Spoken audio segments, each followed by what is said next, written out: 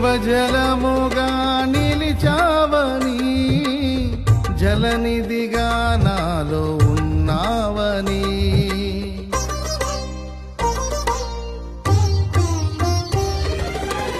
జనులకు దీవెనగా మార్చావని, జగతిలో సాక్షిగా ఉంచావని, ఉత్సాహగానమునే పాడనా, ఉత్సాహగానమునే పాడనా, ఏదైనా నీ కొరకు చేసేందుకు ఇచ్చితివి బలమైన నీ శక్తిని.